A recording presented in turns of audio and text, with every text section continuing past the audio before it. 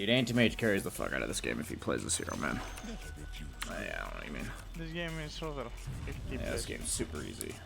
What would a higher rank AM have done differently? So what happens is, right? Say you're a split pusher. If the opponent team is fighting us 5v4, they should be losing buildings. Hear me out, hear me out, hear me out. The lanes should be getting pushed into their buildings. Maybe they're not losing the buildings necessarily, but they should have to worry about their buildings. You see that? You see what I'm saying here? Like, I would have taken a 4v5 team fight the 5 times that we did, and I would have looked at the opponent lanes, and I would say, their buildings are taking damage. Their buildings are taking damage. You wanna know what makes this guy rank 400? Let's pull up the replay. Maybe we'll get it in time. Banana slam jam.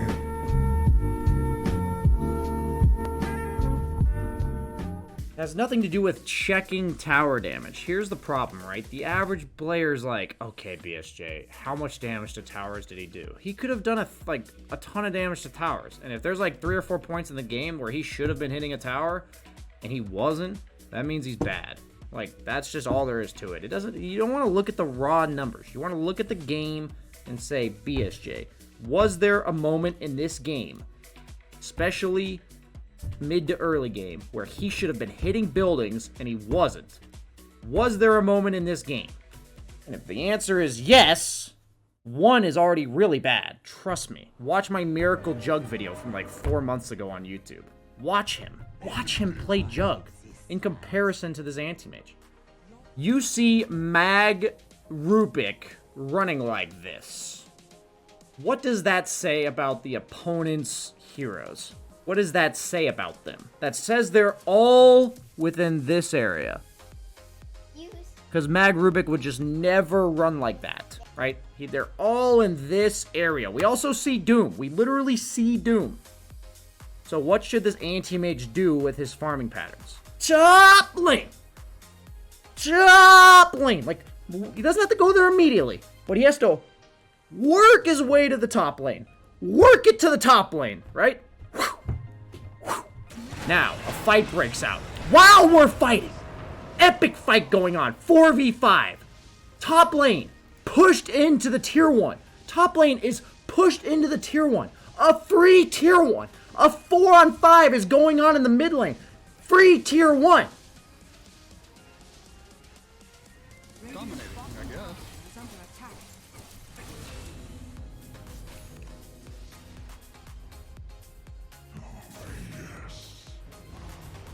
Radiant's bottom tower is under attack.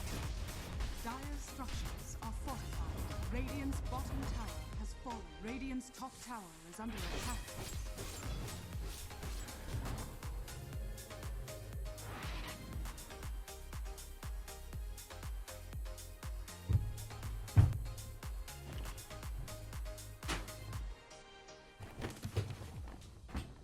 Does anyone listen to my coaching sessions? Anybody here? Tell me, why is the opponent allowed to continue sitting mid and fighting us over and over again 4v5? Does anybody know? Because there's no pressure on the map.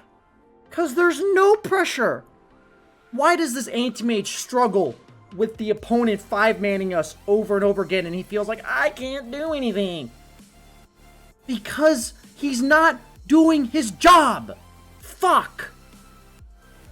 You may say, BSJ, you're over-exaggerating. No, it's actually game-losing shit. It's the reason I couldn't win on Anti-Mage for like 4 years. Because I always wanted to fight, man. I always wanted to fight. And like, so I would see a fight and I would migrate my farming patterns to the fight. It's like, when you see a fight about to break out, it should alter your farming patterns. There's 2 choices. Your farming patterns go straight to the fight, or somewhere to pressure so that when the fight disperses, the opponent has to deal with you. Those are the 2 options. Nowhere in between, nothing else, there is no exceptions, etc. So if you're a fighting hero that's willing to participate, you farm towards the fight. If you're not a fighting hero that doesn't want to participate, you farm away from the fight. This is elementary, SpongeBob. This is what it feels like explaining this to the anti-mage, okay? This is what this feels like. Are you guys ready? You know what the problem is? What? You got it set to M for mini, when it should be set to W for Wumbo. Patrick, I don't think Wumbo is a real word. Come on, you know. I Wumbo, you Wumbo, he, she, me, Wumbo. Wumboing. I wonder if a fall from this height would be enough to kill me. Wumbology? The study of Wumbo? It's first grade, SpongeBob. Patrick, I'm sorry I doubted you. Sorry, first grade, not elementary, my bad. Real question, how does a player like this hit rank 390? Because when he's not playing against top players, his mistakes are not magnified like this. When he isn't playing against rank 600s or whatever, like just like in an A, when you're playing against rank 2 or 300s, they just don't punish these mistakes. So you can make it to approximately 8k-ish making these mistakes. Because in a good anti-mage game, he'll do exactly what he did here, and he's going to have 800 GPM, and he's going to win. But in a game that's kind of hard, where your teammates are fighting them over and over, all that kind of shit, this is what he's going to do. Right? So it's like, you can still make it to 8k doing that. Like, not that, like, because most games they won't look like that.